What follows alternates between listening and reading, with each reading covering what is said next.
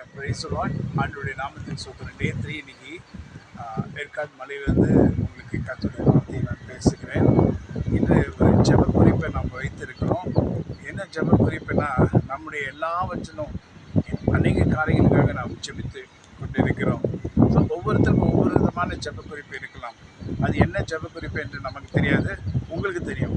So இந்த மாதிரி காரியங்களுக்காக நாம் ஜெபிக்க போகிறோம்.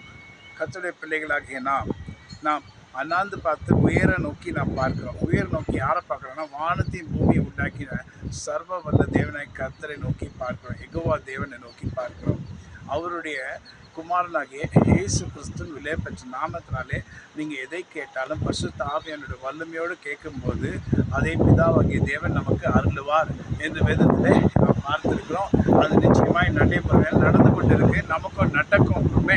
ஸோ இந்த ஜெப குறிப்புக்காக பாடப்பட்டு அநேக காரியங்கள், அநேக பிரச்சனைகள், அநேக வருத்தங்கள், அநேக வேதனைகள் உங்கள் வாழ்க்கையில் இருந்தாலும் பயப்படாமல் கர்த்தரை நோக்கி பார்த்து, கர்த்தரை நோக்கி இந்த நாளில் நாங்கள் ஜெபிக்கிற இந்த ஜெப ஏற்காடு மலையில் ஜெபிக்கிற ஜெபத்தை கர்த்தர் பதிலளிக்க வல்லவராக இருக்கிறார்.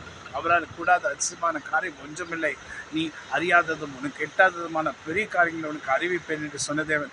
அறியாததுன்னா நம்ம மைண்டுக்கு எட்டாது. இது வரைக்கும் கம்ப்யூட்டரில் இல்லை சயின்டிஸ்ட்னால் கண்டுபிடிக்க முடியாத காரியங்களை கர்த்தர் நம்முடைய வாழ்க்கையில் செய்து முடிப்பார். அவரால் கூடாது ஒன்றுமில்லை. God bless you.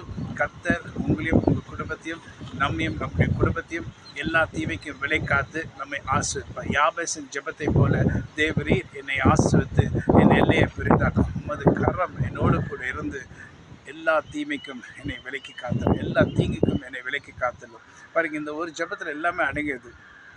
ஆசீர்வாதம்னா இப்படி தான். தேவரீர் ஆசீர்வதித்து உம்முடைய கரம் என் மேல் அமர்ந்து என்